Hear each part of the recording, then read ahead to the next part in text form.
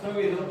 બિંદુઓ -1 અને 7 તેમાં 4 અને -4 ને 4 અને -3 ને જોડતા રેખાખંડનું 2:3 ના ગુણોત્તરમાં વિભાજન કરે છે. તો બિંદુને નામ શું? પહેલા તો આપેલું હોય તેને એક બિંદુ નામ લઈ લો a. હવે કેટલા છે? 1 અને 7. તો મારું થઈ ગયું x1 y1. બિંદુ b કેટલા આપેલા છે? 4 અને -3. તો આ મારું થઈ ગયું x2 y2. ગુણોત્તર કેટલો આપેલો છે? 2:3. એટલે કે આ તમારો થઈ ગયો m અને n. બરાબર. જ્યારે પણ હવે x અને y બિંદુના યામ શોધો એટલે p of xy બરાબર યાદ કરો મેં તમને કીધેલું x2 x1 y2 y1 m n નીકો Munna Munna m mn બરાબર m n n n તેવી રીતે અહીંયા બે વચ્ચે વત્તા અને વત્તા મત પડી ગઈ. સૂત્ર યાદ રહી ગયું. એનો મતલબ કે આ x વાળાનું આ y વાળાનું. બરાબર. મારે x શોધવું હોય તો m ચાલો મૂકી દઈએ ખાલી x ની વાત કરીએ તો m કેટલા છે? ચાલો કેટલા છે? 2. x2 કેટલા છે? ચાલો x2 કેટલા છે? 4.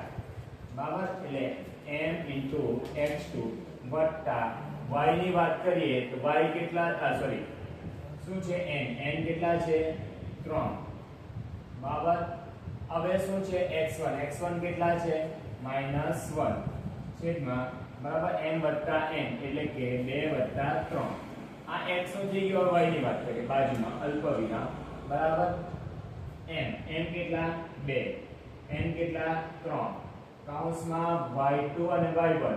y2 છે -3 y1 છે 7.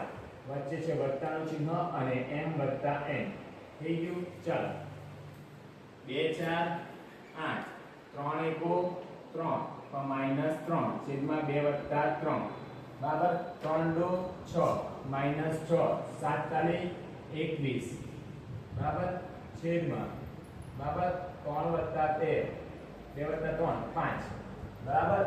1 પટ્ટી છે. ચાલો 5 બરાબર 8 માં 3 જાય એટલે કેટલા? 5. 5 ના છેદમાં 5 અને પ્લસ ઓર માઈનસ માઈનસ 21 માંથી 6 જાય તો કેટલા રહે? 15 છેદમાં 5 બરાબર. હવે જો કેટલાક જણા મૂર્ખા લોકો શું કરે?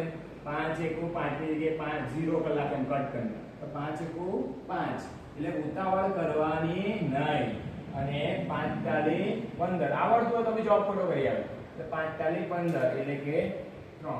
1 અને 3 જવાબ આવે 1 અને 3. હવે વાત કરીએ બીજો પ્રશ્ન. શું છે? બિંદુઓ a b અને -ab b વચ્ચેનું અંતર શોધો. અંતરનું સૂત્ર યાદ કરો. અંતરનું સૂત્ર મેં તમને બહુ વાર કહી ગયો યાદ કરવાનું. વર્ગમૂળ કાઢી દેવાનું. x2 - x1 y2 - y1 આખાનો વર્ગ વચ્ચે વત્તા. ચાલો આ થઈ ગયું તમારું a બિંદુ. આ થઈ ગયું તમારું b. આ તમારો થઈ જશે x1 x2. પહેલો x1 x2 બીજો y1 y2. એનો મતલબ એ થયો કે મેં ab લખું તો ab વચ્ચેનું અંતર બરાબર x2 કોણ થઈ ગયું? -a. માઈનસ નું ચિહ્ન તો છે જ. x1 કેટલા છે? a મૂકી દો આખાનો વર્ગ વત્તા y2 કેટલા છે? -b. y1 કેટલા છે? b. અને આ માઈનસ નું ચિહ્ન આખાનો વર્ગ. ચાલો માઈનસ હંમેશા પ્લસ થાય. a ગુણ્યા a સોરી માઈનસ પ્લસ થાય ને એટલે 2a નો વર્ગ કેવા માઈનસ વત્તા -2b નો વર્ગ. ચાલો a નો વર્ગ 4 અને a નો વર્ગ 4a નો વર્ગ. તો b નો વર્ગ કેટલા થશે?